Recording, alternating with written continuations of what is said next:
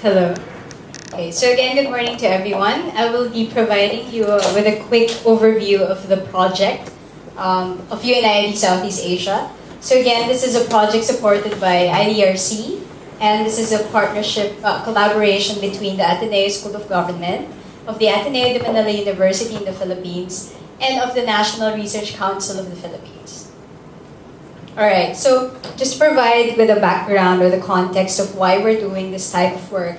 So basically in Southeast Asia, in Asia and in other regions as well, we've experienced spectacular economic growth and increased poverty reduction over the last 3 decades. But unfortunately, along with this seeming progress in the economic sense, there's also rising inequality.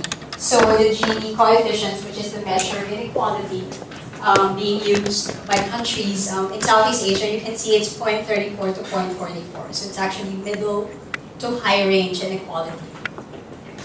Alright, so innovation, as we know, is one of the main drivers, especially of economic development. So we see that the innovation trajectory that actually led to that rapid growth in Southeast Asia, which is most evident in Singapore, Malaysia, and Thailand, has actually tended to exclude the poor in the innovation process and the social challenges that they face as targets for innovation.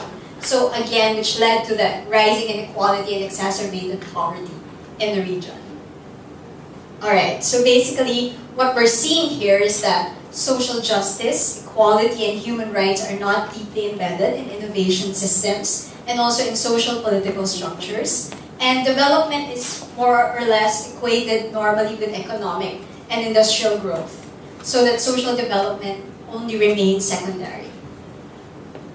Alright, so right now what we're offering is actually a new perspective, a new approach to innovation and development in the region. So that's Innovation for Inclusive Development, or IID. So currently it is understood as innovation that reduces poverty and enables as many groups of people as possible, especially the poor, the vulnerable, and marginalized, to participate in decision-making, create and actualize opportunities for growth and development, and share the benefits of development. So it's actually innovation for all by all, if you would summarize it that way. Alright. So again, why deal with universities and councils? So as Doi mentioned earlier, this is actually an offshoot of IBOP Asia. And we've had, in those 3 years, we've had dealings and partnerships with councils and universities. And the challenge afterwards is how do we mainstream this idea and this approach?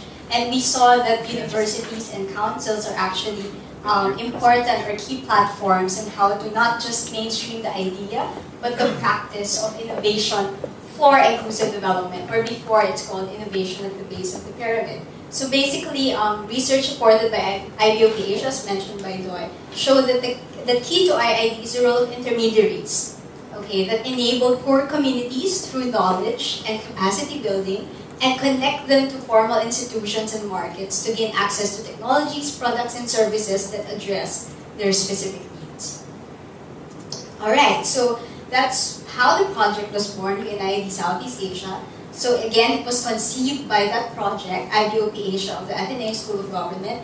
And basically, the main objectives of the project is first, to motivate and capacitate universities in rethinking, redesigning university core missions and operations, in teaching, research, and extension to render them IID capable. At the same time, also on the council side, motivate and capacitate councils in rethinking and redesigning network core missions and operations in research agenda setting, grant making, and policy advice to also render them IID capable. Alright, so then thirdly, we would like to also facilitate the interaction between universities and councils. So facilitate the complementation of universities and councils, basically in knowledge creation, knowledge sharing, and translation of these knowledge into IID-oriented policies. Fourth, we would also want to create opportunities for IID-oriented collaboration and partnerships, not just among universities or among councils or between universities and councils, but between these institutions and other intermediaries like government, NGOs, and other development organizations towards more effective IID engagements with the informal economy. And lastly, as Doi mentioned, IDRC wants to build this, well now it's developing into a global network. So build UNIID Southeast Asia to link with other UNIID networks. So we will have at least South Africa, Latin America, and South Asia as well.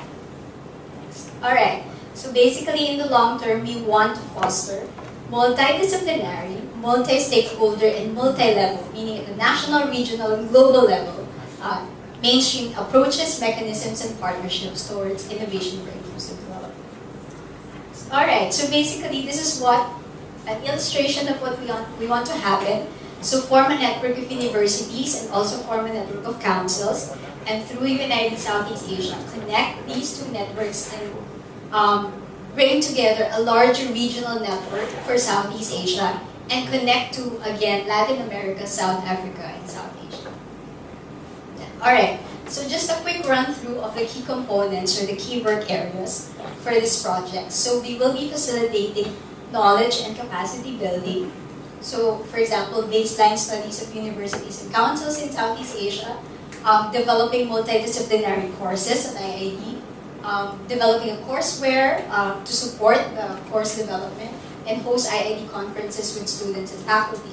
We will also support research, so a chunk of the budget allotted for this project will be used to support research studies on IID.